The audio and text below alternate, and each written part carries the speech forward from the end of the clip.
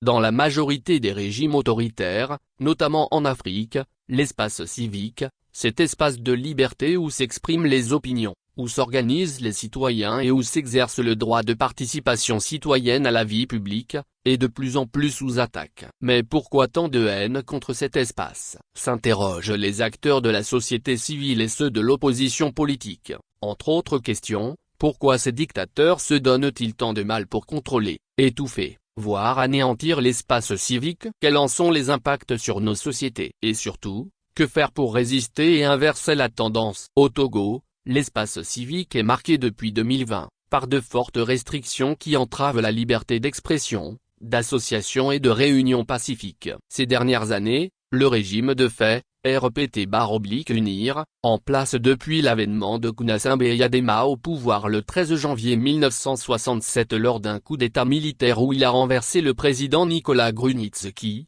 a renforcé le contrôle sur l'armée, l'administration publique, les organisations de la société civile, les mouvements et associations estudiantines, les mouvements et associations de la diaspora, les partis politiques et les médias indépendants. Ainsi, sur les moins de 56 600 km2, les manifestations publiques sont systématiquement interdites ou violemment réprimées. Les militants des droits humains, journalistes et opposants sont soumis à des arrestations arbitraires, intimidations, harcèlement judiciaire et parfois à des détentions prolongées. Plusieurs lois restrictives, à savoir la loi N-2018-026 du 07/12/18 sur la cybersécurité et la lutte contre la cybercriminalité, la loi N-2019-009 du 12 août 2019 portant sécurité intérieure, le nouveau code pénal, le code de la presse et de la communication, la loi sur le numérique, sont utilisés pour museler les voix critiques. En dehors du cadre légal répressif,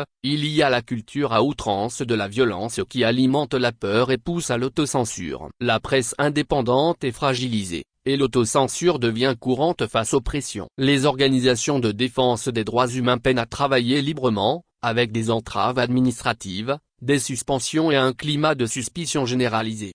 En résumé, l'espace civique au Togo est largement fermé, soumis à une surveillance étatique étroite et à une stratégie de répression préventive visant à étouffer toute voix dissonante dans un contexte de régime autoritaire consolidé.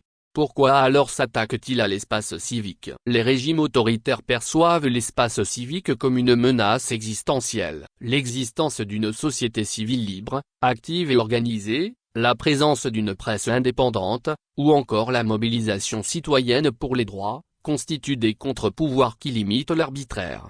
Les raisons profondes incluent, moins la conservation du pouvoir à tout prix, la liberté d'expression et d'organisation facilite la dénonciation des abus, des fraudes électorales et des dérives du régime. Moins la répression préventive, les régimes cherchent à étouffer dans l'œuf toute tentative de soulèvement ou d'organisation qui pourrait mener à des revendications de changement ou d'alternance. Moins le contrôle de la narration, en muselant la presse et les voix indépendantes, le régime impose sa propre version des faits. Moins la protection des intérêts privés, l'espace civique permet de révéler les scandales de corruption, le pillage des ressources et les abus d'autorité. Stratégie de répression de l'espace civique. Considéré comme une menace, l'espace civique subit la loi répressive des dictateurs et prédateurs des libertés individuelles et collectives. Ceux-ci déploient des moyens sophistiqués pour détruire l'espace civique, moins la répression physique, arrestation arbitraire, détention illégale, torture, disparition, assassinat, moins le cadre juridique restrictif et répressif, moins la surveillance et l'intimidation, espionnage numérique, menaces contre les familles, harcèlement judiciaire, moins la délégitimation et propagande, accusation de traîtrise, de collusion avec l'étranger, ou de déstabilisation de l'État, contre les militants.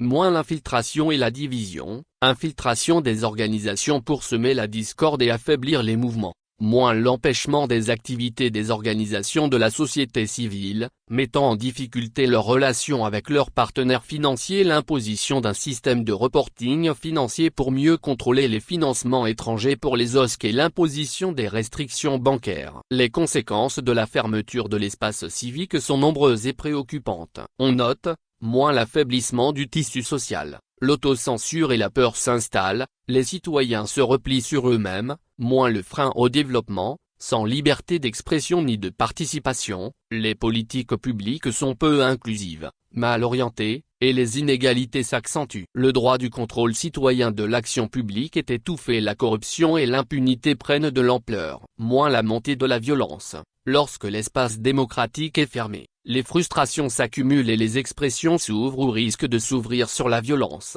Moins la fuite des talents. Les jeunes, les intellectuels et les leaders d'opinion fuient l'environnement répressif, provoquant une hémorragie de compétences. Que faire pour y mettre fin? Les citoyens et les organisations de la société civile doivent s'investir sur le réseautage et la solidarité. Ils doivent créer des alliances locales, nationales et régionales pour renforcer les résistances. Ils doivent adopter l'approche d'un plaidoyer intelligent, en utilisant les cadres juridiques internationaux, les mécanismes de l'Union africaine et de la CEDEAO. Les citoyens et les organisations de la société civile doivent s'organiser pour s'engager dans des innovations numériques, en exploitant les technologies pour contourner la censure, documenter et dénoncer les cas de violation des droits fondamentaux, les libertés individuelles et collectives. Le renforcement des capacités des acteurs doit être une approche à promouvoir, par tous les moyens, afin de susciter une prise de conscience collective. Il s'agit de former les citoyens, les jeunes et les OSC à la résilience, à la sécurité digitale, à la non-violence. Il n'est pas question de fermer les yeux sur la communauté internationale qui a un rôle capital à jouer, face à l'ampleur de la restriction de l'espace civique et la pandémie qu'elle constitue, ravageant l'espace. Avec l'approche du copier-coller que les régimes qui se ressemblent et s'assemblent dans les organisations notamment la CEDEAO adoptent, sous un silence sépulcral de l'Union africaine. Il s'agit pour la communauté internationale d'adopter une pression diplomatique en conditionnant l'aide au respect des droits humains. Il s'agit également de soutenir les organisations de la société civile, OSC, indépendantes et crédibles, en finançant, protégeant et accompagnant les défenseurs des droits. Il s'agit également de faire un suivi rigoureux en documentant et dénonçant systématiquement les violations. Y mettre fin, c'est savoir militer dans un espace réprimé. C'est avoir la capacité de se définir une voie de courage et d'ingéniosité. Être militant aujourd'hui dans certains pays d'Afrique de l'Ouest, c'est risquer sa liberté, sa vie parfois. Mais l'histoire enseigne que les régimes autoritaires ne résistent jamais face à une société civile organisée, résiliente et courageuse. Ainsi donc, il convient à tous et pour tous d'adopter des stratégies souples et décentralisées, moins vulnérables à la répression, d'éduquer les citoyens à leurs droits pour qu'ils soient acteurs de leur propre libération, de préserver la mémoire des luttes pour inspirer les générations.